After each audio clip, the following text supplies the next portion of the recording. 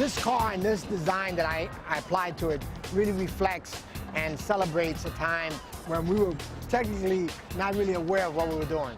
There's an old saying that if you remember the 70s, you wasn't there.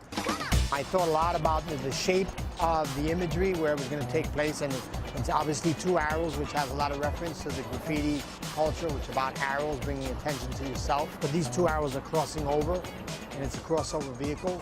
So here we have the crossover of different cultures, particularly underground culture, the visual arts, music, fashion. It all came together in places like CBGB's. And then we go into the classic, the whole nightlife of New York, club life. People like, Madonna wanted to hang out and see the flavor of the city, the art, striking the pose. And it was places like that, like the Roxy, that was very instrumental in bringing all those forces together. And she's representing fashion with the iconic sculpture of Fashion Avenue. Fashion contributes to music, music contributes to fashion, the arts ties it all together. So here we have it. Here's the front pinnacle peak of the piece.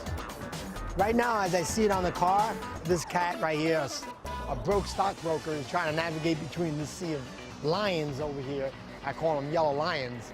I see it like the way it's parting the Red Sea, the big sea, the sea of controversy, The subway, New York City subway as we love it, as I love it, from that and the lights and the blemish, and then bam, the F, representing, the rapidism of 2 million people moving in and out of every sector of the city within an hour and a half in the morning and in the afternoon.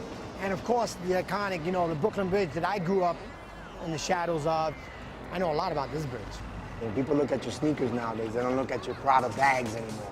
So the same thing with tires and rims on cars. They don't even look at the vehicle hardly anymore. They look at rims and tires. I had spoken to Gene about doing something like this a while back with the tire and rim combination. So I wanted to come up with something that had some kind of legibility to it, had a graffiti flavor. So Michelin, loved the idea. They were like, okay, let's do this.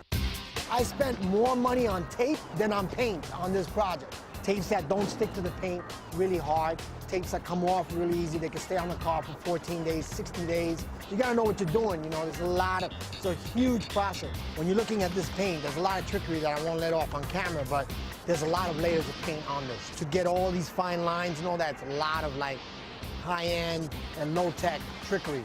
I would say the real true artwork that's on top of this is the finishing work done by Ricky Maldonado. Made this thing come alive, but now you can see it from every angle just based on that work, and that was very labor intensive. So here we are, we're two artists, and we both embrace both of our talents and just splitting atoms. So it's a process on top of a process on top of a process. So in Vegas,